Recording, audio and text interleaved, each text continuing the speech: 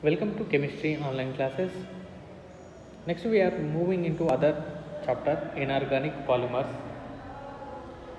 In this chapter you are going to learn what is inorganic polymers and what is the comparison with organic polymers,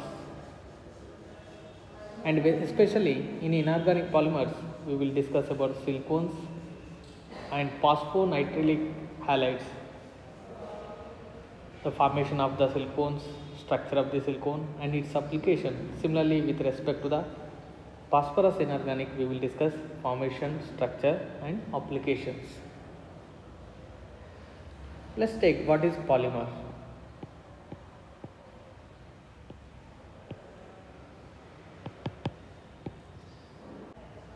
Polymer is a high molecular weight substance which is formed by union of a very large number of molecule of simple compound, and this simple compound we call it as monomers.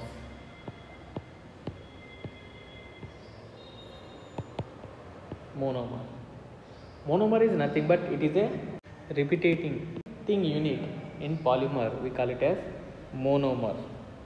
And the process of polymerization or the process of formation of polymer, we call it as polymerization.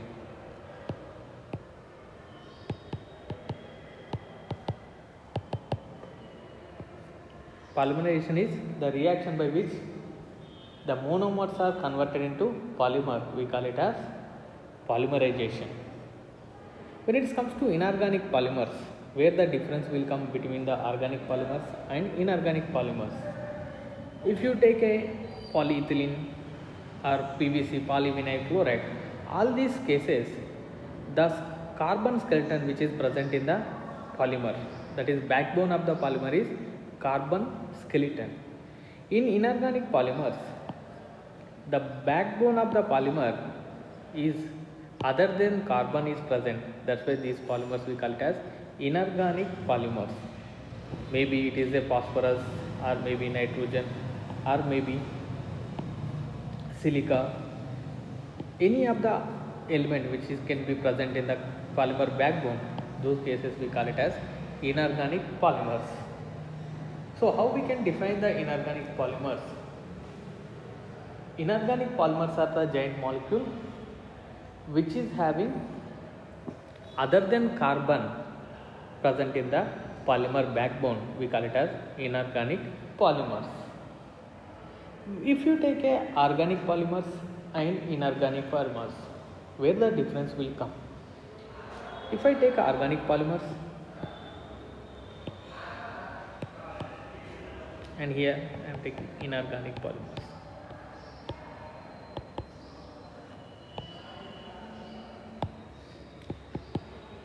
The organic polymers have carbon-carbon linkage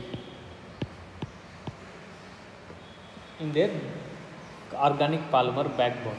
When it comes to inorganic polymer, they are having other than carbon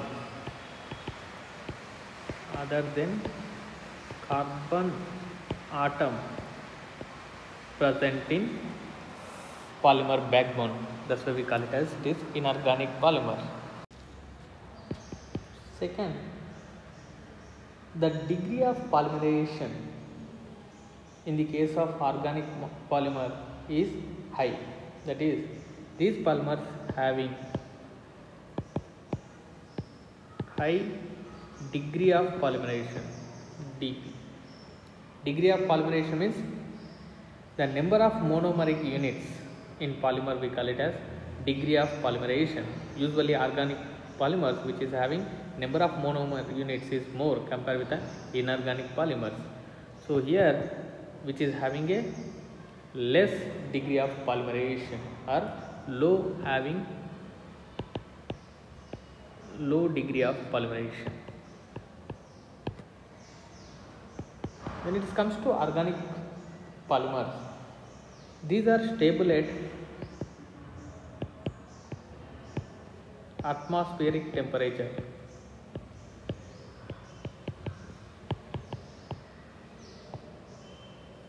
When it comes to inorganic polymers, these are very stable at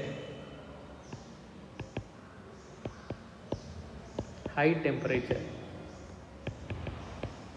This is the main advantages of inorganic polymers over organic is organic polymers are stable at atmospheric temperature, but inorganic polymers are more stable at higher temperature. Because of their bonding nature, organic polymers which will form a three-dimensional polymers, when it comes to the inorganic polymers which is forms a highly stable crystalline state, the molecular attraction forces are very strong. That is the reason even if we increase the temperature, these are the more stable inorganic polymers. Organic polymers, the carbon-carbon, whatever the bonding attractions are there, it is a non-polar attraction. But when it comes to inorganic polymers, because of heteroatom is present, the polarity is coming into the picture. Because of that polarity, which can form a strong molecular attraction forces, and as a result, these are stable at higher temperature. The resistant towards the acids or bases or any other organic solvents. For organic polymers, the resistance will be very less. So I can say which is having less resistant towards acids, strong bases, alkali bases especially, and organic solvents, some of the organic solvents.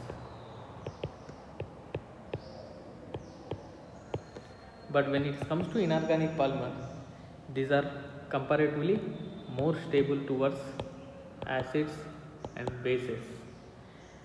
So these are the main difference between organic polymers and inorganic polymers.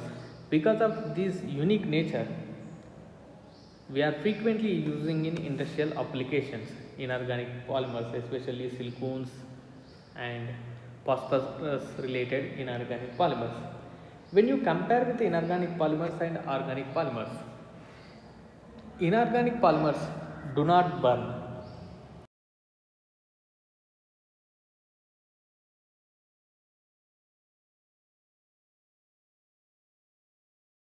If you are taking an inorganic polymer, it may not burn, but due to that, if we increase the temperature, there is a softening of or melting of matter will take place at higher temperature, but it cannot catch fire. Inorganic polymers, due to the strong molecular attraction forces, which is having a harder in nature, brittle compared with the organic polymers. And when you look at the density, why it is become a very hard inorganic polymer is, carbon is having a 4 valency, it can form a 4, but inorganic polymers if you take, they can vary with the valency. If you take a nitrogen, it may form a 3 or it may form 5 bonds. If you take a phosphorus, same situation, it can form a 3 bonds, it can form a multiple valencies we can see with respect to the inorganic polymers. As a result, it can form cross-linked structure. As a result of this cross-linked structure, which can form high density covalent bonds, and due to this high density covalent bond, inorganic polymers are stiffer, harder than organic polymers. When it comes to the ductile nature, this is having a very less ductile nature compared with the organic polymers. Ductile means it is a stretching ability. If we extend it by 10%, inorganic polymers breaks. The ductile nature is more with respect to the organic polymers compared with the inorganic polymers. These are the some of the comparative or advantages over organic polymer. Next one is classification of inorganic polymers. Based on the structure, we can classify polymers into different types based on the structure. The first one is the linear polymers.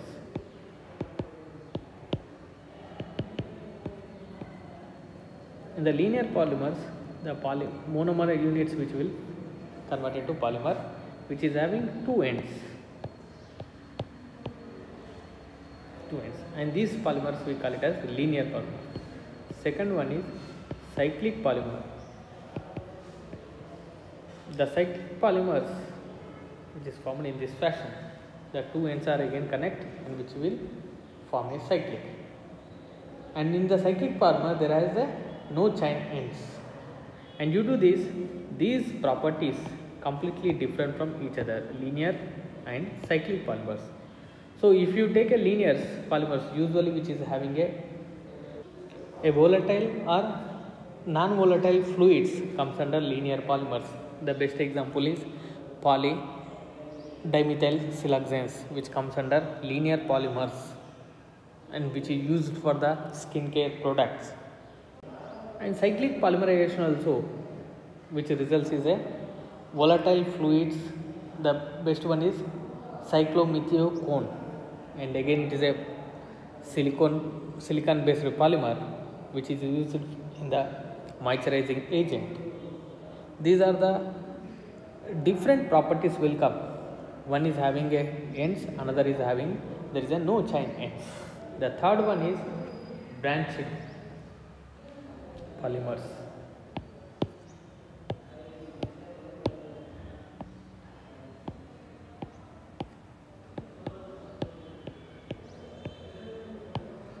Branched polymers.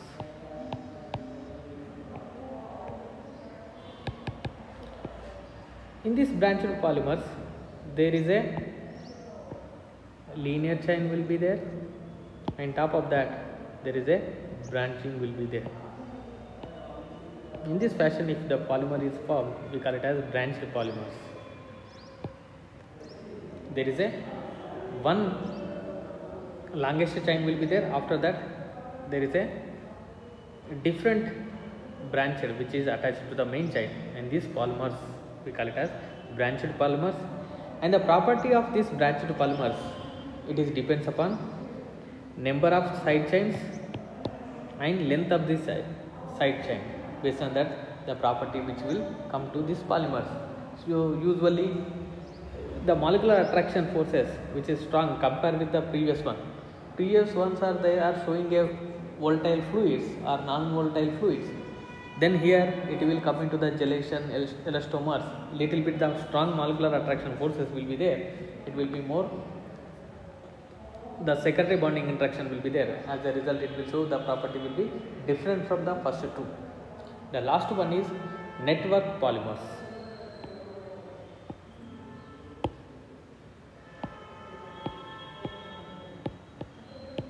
Network polymers. This is also called as cross-linked polymers. Cross-linked polymers. In these polymers, there is a main chain, and here this main chain, it is completely linkage will be there between the main chain. So here in this fashion it will go. As a result, it will give you giant and strong three-dimensional structure. So these are the different types of inorganic polymers: linear, cyclic, branched and network or cross-linked polymers. Next class we will start with silicones.